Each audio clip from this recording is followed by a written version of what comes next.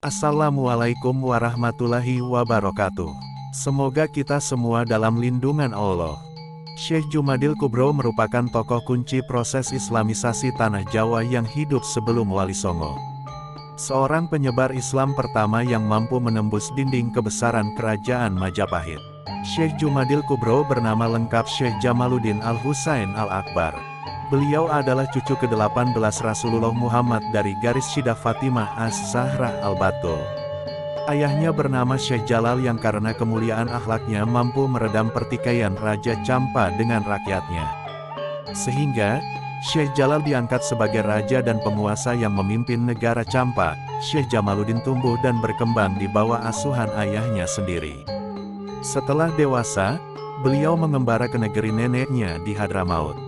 Di sana beliau belajar dan mendalami beragam ilmu dari beberapa ulama yang terkenal di zamannya. Bahkan keilmuan yang beliau pelajari meliputi ilmu syariah dan tasawuf, di samping ilmu-ilmu yang lain. Selanjutnya, beliau melanjutkan pengembaraannya dalam rangka mencari ilmu dan terus beribadah ke Mekah dan Madinah. Tujuannya adalah mendalami beragam keilmuan, terutama ilmu Islam yang sangat variatif.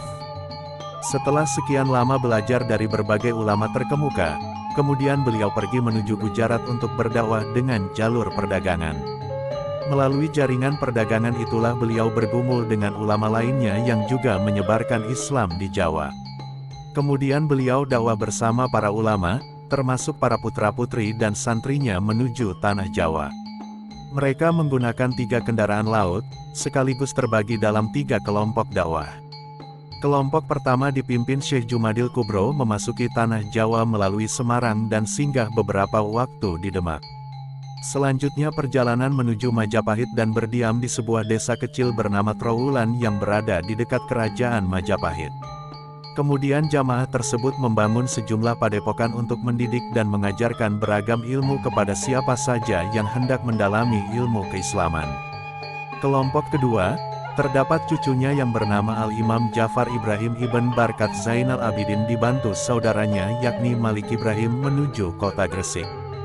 Dan kelompok ketiga adalah jamaah yang dipimpin putranya yakni Al-Imam Al-Quds Sayyid Ibrahim Asmoro Kondi menuju Tuban.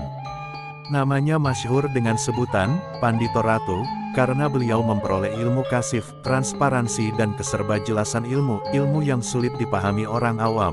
Beliau diberi kelebihan memahaminya. Perjalanan dakwah Syekh Jumadil Kubro berakhir di Trowulan, Mojokerto.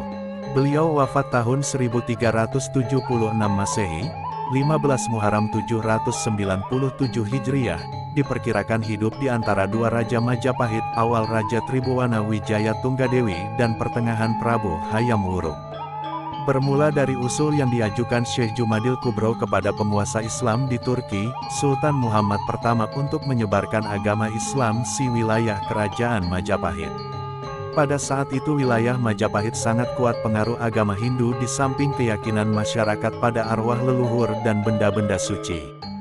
Keberadaannya di tanah Majapahit hingga ajal menjelang menunjukkan perjuangan Syekh Jumadil Kubro untuk menegakkan agama Islam melawan penguasa Majapahit sangatlah besar.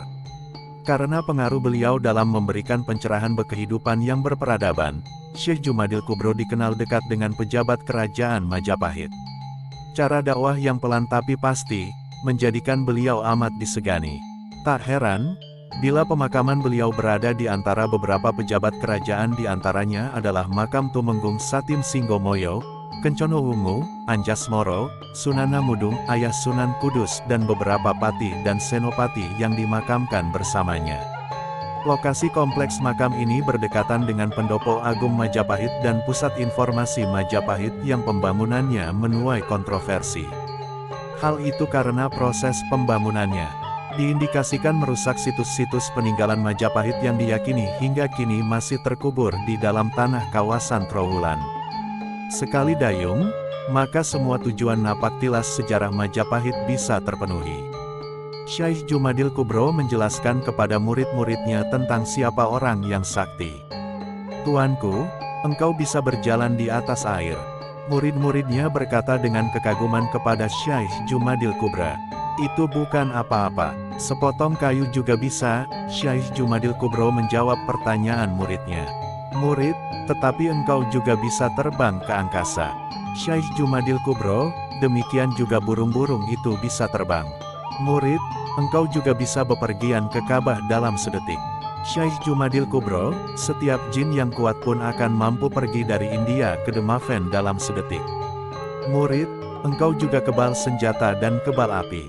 Syekh Jumadil Kubro, batu karang di pantai pun bisa kebal seperti itu. Kalau begitu, apa kehebatan seorang manusia sakti yang sebenarnya? Murid-muridnya ingin tahu. Syekh Jumadil Kubro tersenyum lalu menjawab, manusia sakti ialah mereka yang bisa menjaga hatinya agar tidak berpaling kepada sesuatu pun selain Allah. Hatinya selalu zikrullah dalam keadaan apapun, sehingga bisa bersabar ketika diuji dan bisa bersyukur ketika diberi rezeki. Dengan zikirnya maka rasanya rata datar seperti air sehingga tidak senang ketika dipuji dan tidak sakit hati ketika dihina. Dengan zikrullah maka ia bisa terbang hijrah dari kegelapan perbuatan dosa ke jalan ketakwaan penuh cahaya. Dan kebal dari segala godaan setan.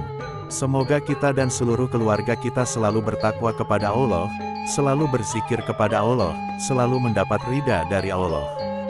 Amin.